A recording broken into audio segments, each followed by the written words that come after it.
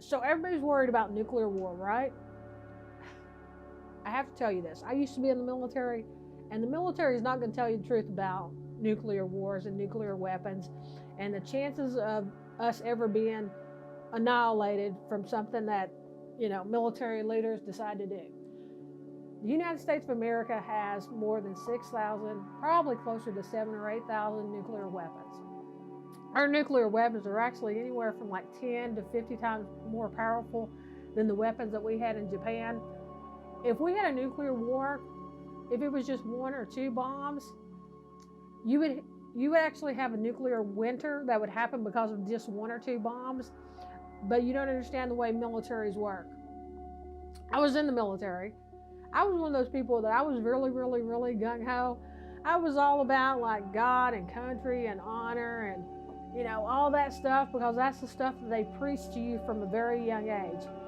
But when you get in the military, you start seeing all the nuclear weapons. And we have a lot of nuclear weapons. And you start questioning whether or not it makes sense, whether or not it's safe, whether or not the people above you are telling you the truth. Whenever I was in the military, I was actually on a base that had nuclear weapons, and I would have officers tell me that eventually we're probably going to kill everybody, because eventually we probably will. Nuclear weapons, if you ever are in the military, or you know somebody in the military, they will tell you that nuclear weapons are always being worked on. They're always being repaired. There's something that's always going wrong with them. So if we had something happen, they could fail, they could be sabotaged, they could actually go up and come back down and kill us. And that's just if we didn't actually fire them at another country. That's just the stuff that could happen to our own country. Those are the things that could happen if we don't have another country. But if we actually fire a nuclear weapon at another country, or another country fires a nuclear weapon at us, what happens is mutual assured destruction. There's never going to be a nuclear weapon that's fired that's not going to be retaliated in kind, and probably tenfold. So if Russia or North Korea or any other country fired one nuclear weapon, it probably released anywhere from 10 to 15 other nuclear weapons going it back in the other direction. One nuclear weapon would create a nuclear winter. And if you don't know what a nuclear winter is, think about the places in the world that are like the bread baskets, the places that create most of the food in the world. When globalization happened, we stopped creating all the food locally. We actually started buying food from other places where it'd be cheaper for them to grow more of it and distribute it around the world. And we do that for every kind of food there is, whether it's milk, whether it's eggs, whether it's bread, whether it's vegetables, no matter what it is, we try to produce it in a place that it's cheaper to produce it. They can produce a lot more of it, and we send it out. That's what happens what would happen with a nuclear winter is if a nuclear weapon actually destroyed the soil and the water and contaminated the ability to create food, we would have famine around the world. And it wouldn't just be where it happened. It wouldn't be just in Kosovo. It wouldn't just be in North Korea. It would be that would be the little bitty old dot, but it would be a ripple effect. So you would have it happening there, but it would spread out around the world. And it would happen probably within 2 or 3 weeks. So if the people there didn't die immediately from the nuclear weapon, and most of them would, they would soon die of getting cancer, of actually getting radiation poisoning, or starving to death, or worse, they'd be eating the food that's actually been contaminated, and that would actually kill them too. But that would have a ripple effect. That would start killing everything around the world. So there is no, let's nuke those people out of existence. If we nuked one place, it would actually affect everybody else. So if you ever have military people tell you we have to have nuclear weapons because those other bad people have nuclear weapons, that's bullshit. In the 1980s, you had President Reagan and Mikhail Gorbachev actually decide that nuclear weapons, there is no such thing as good nuclear weapons. And they actually made a pact that they were going to start like dismantling them, getting rid of them. And their intention absolutely was to get rid of all the nuclear weapons in the world, because they absolutely can never be 100% safe, 100% secure, and 100% being controlled by the people who need to control them. If I'm a foreign actor, think about how we like in this country, how you can have some people in North Korea, you can have some people in Russia. They can actually like be at a computer and actually get access to bank accounts, can actually get access to computer programs at hospitals, at schools. They can do all these different things from a foreign place. Now, why do we think that that couldn't happen with nuclear weapons too? Nuclear weapons absolutely have computers attached to them. There is no computer that is made that cannot be hacked. There is no computer that's made that is 100% defensible. You have somebody like Elon Musk who will tell you he's all obsessed with going to Mars, and good for him that he's obsessed with going to Mars. But he used to do all these press releases for a long time saying the thing that scared him most was artificial intelligence. Because what if the computers actually like could override what the humans wanted? And let's say that there was a test firing that was happening in Russia saying that they were going to create, they were going to send a nuclear weapon toward the United States. The computers here, artificial intelligence, could read that, and instead of listening to the humans that are supposedly telling it this is just a drill, this is just a drill, they could absolutely, artificial intelligence could send nuclear weapons back, because it's a chess game. It's a game to them. And it's funny that I'm sitting in front of all these games, because that's kind of what the people in the military think it is. Whenever you have 6,000 or 7,000 nuclear weapons in the United States alone, that's just the United States alone. And then you have just as many, if not more, in Russia. And then you have them in North Korea. And then you have them in Pakistan. You have them in Israel. You have them in all these other countries. After a while, how many times are we going to kill everybody? I mean, that's the question you have to ask. Whenever you have military people tell you that we've got this under control and we have to have nuclear weapons, they're lying to you. There is no such thing as one safe nuclear weapon. And the sad thing is, under Trump, and it wasn't that long ago, about 2 or 3 years ago, he wanted to create more nuclear weapons. We have more than we could possibly ever use. Let's say that we thought that they were safe. Okay, how many times do we need to kill people? We have enough nuclear weapons in the United States, this is just the United States, to kill everybody on this planet 4 times over. I mean, that's a hard thing to think about. We have enough nuclear weapons to kill everybody on this planet 4 times over, to kill every life on this planet 4 times over. The old joke used to be that if there was a nuclear war, the cockroaches would survive. If there was a nuclear war, nothing would survive. It's funny that you had somebody like Biden recently saying, Armageddon, we've never been closer to it since the 1960s. We've been playing Russian roulette with nuclear weapons for the last several decades. Kennedy almost killed us. You can love John Kennedy all you want to, but he almost killed us. Fidel Castro almost killed us. Why? Because they were paranoid little stupid fucking men who were absolutely saying, you know what? We have to kill these certain people to control a situation. After a while, you have to wonder why we're killing anybody to control a situation. Wars are a racket. I was in the military. Most military people will tell you they love their country, but they hate the fucking military. Anybody who tells you military is the greatest thing in the world, you're somebody who's like buying into the propaganda. You're somebody that's saying what the people want you to say. You're not somebody who actually served, because most of the people who serve hate the fucking military. They might like the benefits they're getting from it. They may remember the camaraderie they had with the people they served with. But most people know that we're in the military, that wars are a racket, that they're orchestrated. They're absolutely meant to, the fear of war is absolutely meant to control people. And we do this propaganda in the United States where we have, people roll out and they like salute the flag and thank people for their military service and all this other bullshit. That's absolutely orchestrated. Most of the people that know anything about wars, they know that it's orchestrated. And when you're in the military and you challenge that and you tell people that, this isn't adding up, well, they're going to like absolutely destroy your life. They're going to put you in for a mental health evaluation. You're going to be discharged, and you're going to be discharged with other than an honorable discharge. You're going to have a record that follows you that will absolutely destroy your chances of having a normal, successful life, because the military doesn't like to be challenged. They want you to buy into what they tell you. They want you to buy in and believe that all the nuclear weapons that they have are absolutely 100% necessary. If we didn't have all these nuclear weapons, another country would have them, and they would actually be able to control us.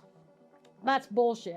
I don't have weapons. I don't have a gun. I used to have weapons, but I don't need to have weapons so all the people in my neighborhood, all the people in my country, all the people who live near me who have guns, I don't think they're coming to kill me because they have a gun. I don't.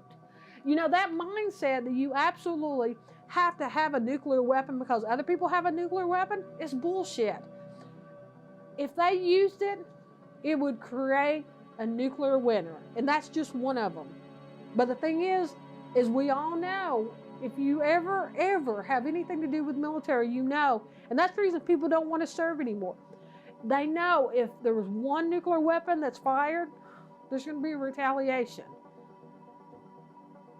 To believe that you would live from a nuclear war is asinine.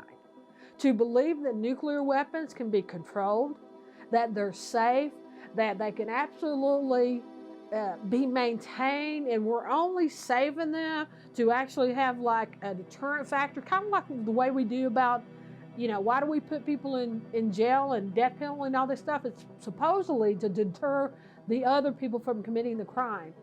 If we have all these nuclear weapons, it's about deterring other people from getting nuclear weapons. But that didn't work out so well for North Korea, did it? We have all these nuclear weapons, and now you have all these small little countries terrified, so they create their own damn nuclear weapon. After a while, you have to wonder, when is enough enough? No nuclear weapon is safe. No nuclear weapon is 100% fail-proof.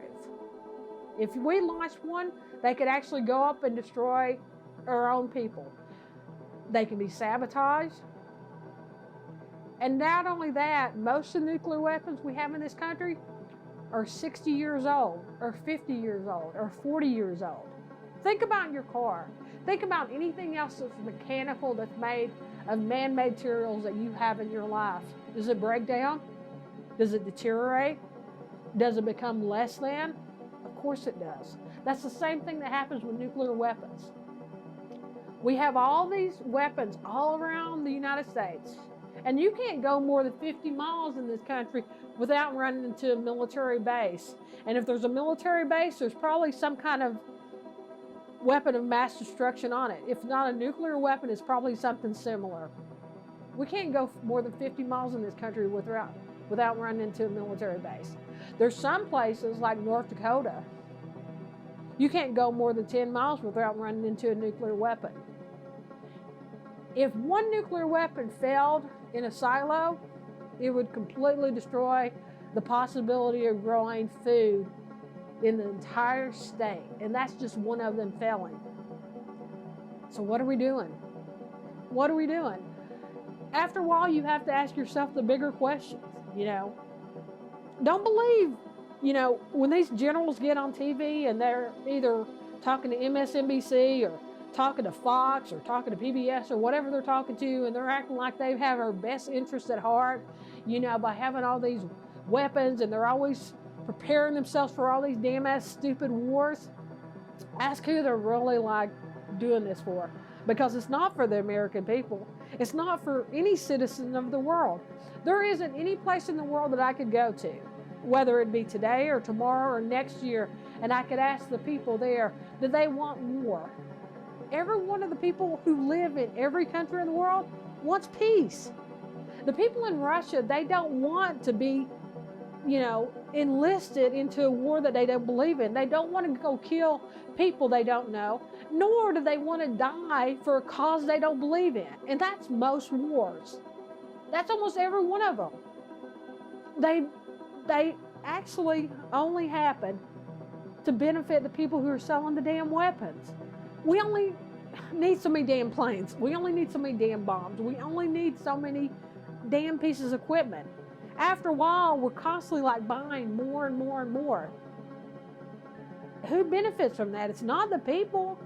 If you took all the money that we've wasted on the military in the United States and you would have put that into education or healthcare or anything else besides what we put it into, we wouldn't have cancer. We would have solved cancer a long time ago. Everybody would have free education. Everybody could become, get an education all the way up to a master's or like a PhD or something else if they wanted to, because that would not be a barrier anymore.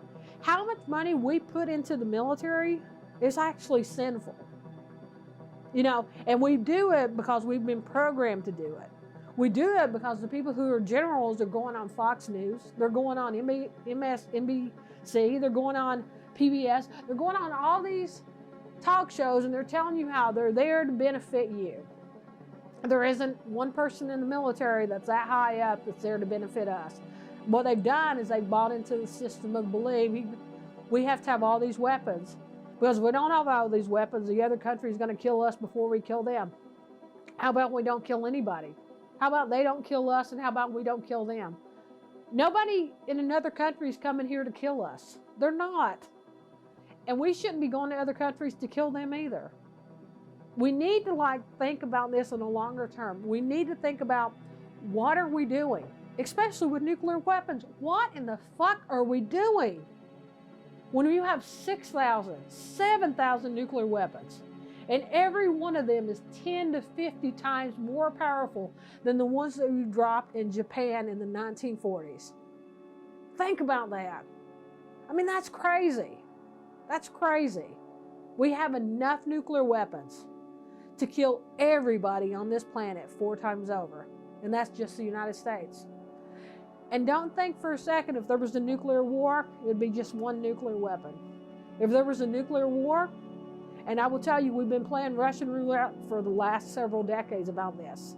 If there was a nuclear war, everybody would die. Everybody. Every life on this planet would die. It would be that simple. Whenever you have generals acting like, we need more bases. We need more money. We need more funding. We need to build a base every damn place you could possibly build a base. We have bases every damn 50 miles in the United States of America. We have more military bases in this country than all of the military bases in the world.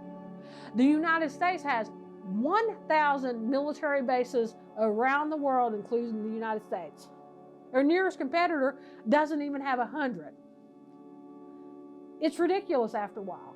How much destruction, how much fear, how much intimidation, how much control do we need to have?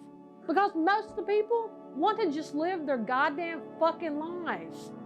They don't want to be controlled. They don't want to be manipulated. They actually want to go about their own lives without fear of being blown up. You have to rethink the way you think about wars. You have to rethink the way you think about the military.